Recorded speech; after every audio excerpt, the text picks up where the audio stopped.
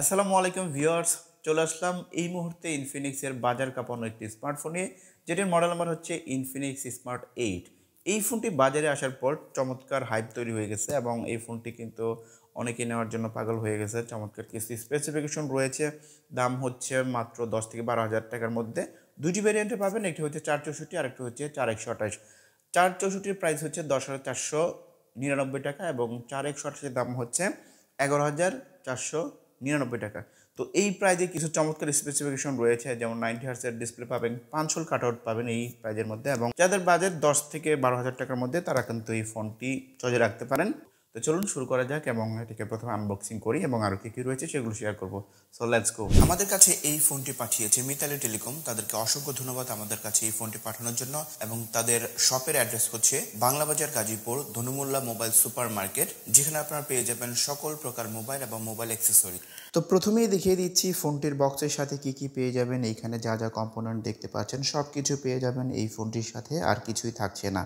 এই হচ্ছে ফোনটির পেছনের ডিজাইন, দেখতে পাচ্ছেন, দেখতে কিন্তু খুবই চমৎকার লাগতেছে এবং অনেকটা আইফোনের মতোই দেখতে পাচ্ছেন, দেখতে কিন্তু ভালোই লাগতেছে এবং এই ধরনের ডিজাইনটা কিন্তু আমার কাছে খুবই চমৎকার লাগে। পেছনে কিন্তু একটা ইউনিক ডিজাইন দেওয়ার চেষ্টা করেছে। এখানে দেখতে পাচ্ছেন ক্যামেরা যে মডেলটা রয়েছে, পাশেই কিন্তু যে রিম লাইটটা দিছে, যারা কন্টেন্ট ক্রিয়েটর আছেন তাদের এর জন্য এটা কিন্তু খুবই কাজ করবে। এখানে যে লাইটটা দিয়েছে, এখানে 4টি লাইট দিয়েছে, খুব শক্তিশালী, যেটা ভালোই লাগতেছে। এবং এখানে দেখতে পাচ্ছি আমরা ইনফিনিক্সের ব্র্যান্ডিং করা রয়েছে। পেছনে কিন্তু অনেকটা ম্যাট ফিনিশের মতো, একটু বক্সিয়ার টাইপের, দেখতে ভালোই লাগতেছে এখানে। তো ডিজাইনটা আমার কাছে পেছন থেকে ভালো লাগতেছে। যে কালারটা রয়েছে, আরও দুইটা কালার পাবেন, আরও একটি কালার পাবেন, যেটা ভালো লাগে আপনার নিতে পারেন। আমার কাছে যেটা রয়েছে এটাও কিন্তু দেখতে খুবই চমৎকার লাগতেছে। তো পোর্টস অ্যান্ড বাটনের কথা যদি বলি, একদম নিচের অংশে রয়েছে 3.5mm headphone jack, primary microphone type C port এবং বটম ফায়ারিং সিঙ্গেল স্পিকার রয়েছে, যেটার সাউন্ড কিন্তু ভালোই ছিল। এবং উপরে আমরা কিছুই পাচ্ছি না, এখানে কিন্তু ডুয়েল স্পিকার আমরা পাচ্ছি না। এই বাজেটে আসলে ডুয়েল স্পিকার কোনো ফোনেই দিচ্ছে না। তো একদম বাম পাশে রয়েছে সিম ট্রে, যেখানে 2টি সিম কার্ড প্লাস একটি মেমোরি কার্ড ইউজ করতে পারবেন। এবং একদম ডান পাশে রয়েছে ভলিউম রাখার, তার নিচে রয়েছে যে পাওয়ার বাটন, যেখানে ফিঙ্গারপ্রিন্ট সেন্সরটি ইমপ্লিমেন্ট করা রয়েছে এবং যেটি কিন্তু অ্যাকুরেটলি কাজ করে। এখানে আমরা দেখতে পেয়েছি যে এখানে কিন্তু যে ফিঙ্গারপ্রিন্ট সেন্সরটা দিছে এটা কিন্তু ভালোই কাজ করছিল। তো চলে আসলাম ফ্রন্ট সাইডে। ডিসপ্লে হিসেবে ব্যবহার করা হয়েছে 6.6 ইঞ্চের একটি এইচডি প্লাস ডিসপ্লে ব্যবহার করা হয়েছে। এইচডি প্লাস হলেও কিন্তু ডিসপ্লেটা ভালোই চমৎকার লাগতেছে এবং এই ডিসপ্লের মধ্যে কিন্তু 5 হোল কাট আউট রয়েছে এই বাজেটের মধ্যে, যেটা আমার কাছে খুবই চমৎকার লেগেছে। অন্যান্য ডিভাইসে কিন্তু সাহসও করে না 5 হোল কাট আউটটা দেওয়ার জন্য, এবং এটা খুবই চমৎকার লাগতেছে দেখতে আমার কাছে। এখান থেকে চিন বেজালের কথা যদি বলেন, তো আমার কাছে বাজেট ওয়াইজ অ্যাভারেজ লেগেছে, ঠিকঠাক রয়েছে এবং যেটি খুবই চমৎকার লেগেছে 90 হার্টস রিফ্রেশ রেট রয়েছে। ডিসপ্লেটা কিন্তু ভালো, টাচ রেসপন্স যথেষ্ট ভালো এবং খুবই চমৎকার লাগতেছে। এখানে আমি এই ধরনের ডিসপ্লেতে কিন্তু আপনি কন্টেন্ট দেখে খুবই চমৎকার একটি ফিল না পেলেও ইনডোরে কিন্তু খুব ভালো একটি এক্সপিরিয়েন্স পাবেন। এবং ডেলাইটে কিছুটা আপনার সমস্যা হবে, যেহেতু একদম ফুল এইচডি না, এইচডি প্লাস ডিসপ্লে, অ্যামোলেডও না, সেক্ষেত্রে কিন্তু ইনডোরে খুব ভালোভাবে ব্যবহার করা যায়। আউটডোরে কিছুটা আপনি সমস্যা ফেস করবেন, বাট বাজেটের কথা চিন্তা করলে আমি বলবো যে ইটস ওকে। ডিসপ্লেটা আমার কাছে খুবই চমৎকার লেগেছে এবং এখানে দেখতে পাচ্ছেন চিন বেজেল কিন্তু একদম প্রিমিয়াম একটি ভাইব দিচ্ছে এই ফোনটা আমার কাছে, যেটা পার্সোনালি ভালো লেগেছে। এবং টাচ রেসপন্সও যথেষ্ট ভালোই কাজ করতেছে এখানে। তো কথা বলছি ফোনটির পারফরমেন্স সেকশন নিয়ে। ফোনটি রান হচ্ছে অ্যান্ড্রয়েড 13 গো এডিশন, এবং গো এডিশন হওয়াতে কিন্তু যে লাইট অ্যাপসগুলো রয়েছে এগুলো অনায়াসে ইউজ করতে পারবেন। এবং চিপসেট হিসেবে রয়েছে ইউনিভার্সিটির T606, যেটি হচ্ছে এন্ট্রি লেভেলের। অনেক স্মার্টফোনে কিন্তু আমরা দেখেছি এই চিপসেটটি ভালোই ব্যালেন্স চিপসেট আপনারা বলতে পারেন এন্ট্রি লেভেলের মধ্যে। এবং এখানে র্যাম রোম হিসেবে পাবেন 4 128 পাবেন, আর একটি ভেরিয়েন্ট পাবেন 464। আমার হাতে যেটি রয়েছে 464, আপনারা দামের মধ্যে 1000 টাকা তফাৎ রয়েছে, যেটা আপনার পছন্দ সেটা নিয়ে নিতে পারেন। আমার হাতে যেটা রয়েছে এটা হচ্ছে 464 ভেরিয়েন্ট, এখানেও কিন্তু খুব ভালোভাবেই কাজ করছিল। এখানে কিন্তু আপনারা আর 6 GB র্যাম পাবেন না, আপনারা এখানে কিন্তু ভার্চুয়াল র্যাম হিসেবে কিছুটা ইউজ করতে পারবেন। বাট এখানে র্যাম আপনারা একটি ভ্যারিয়েন্টে পাবেন, রোম পাবেন 2টি ভ্যারিয়েন্ট। LPDDR4X র্যাম রয়েছে, সেক্ষেত্রেও কিন্তু আমার কাছে আমি বলবো এদিক থেকে খুবই চমৎকার একটি কম্বিনেশন রয়েছে। এখানে কিন্তু গো এডিশন হওয়াতে অনেকগুলো ফালতু অ্যাপস কিন্তু এখানে নাই, এবং যেগুলো আছে সেগুলো কিন্তু আপনি আনইনস্টল করে দিতে পারবেন। এবং অত কিন্তু এখানে ব্লুটুথ নাই, যেখানে আপনার আছে যেগুলো, এগুলো কিন্তু আপনি আনইনস্টল করে দিতে পারবেন। এবং বাজেটটাও কিন্তু আমি আপনাদেরকে বলে দিচ্ছি, 464 প্রাইস হচ্ছে 10,499 টাকা, এবং হচ্ছে যেটি হচ্ছে 4128 সেটির প্রাইস 11,499 টাকা। দুইটি ভ্যারিয়েন্টই রয়েছে, যেটি যার ভালো লাগে আপনারা চয়েজে রাখতে পারেন।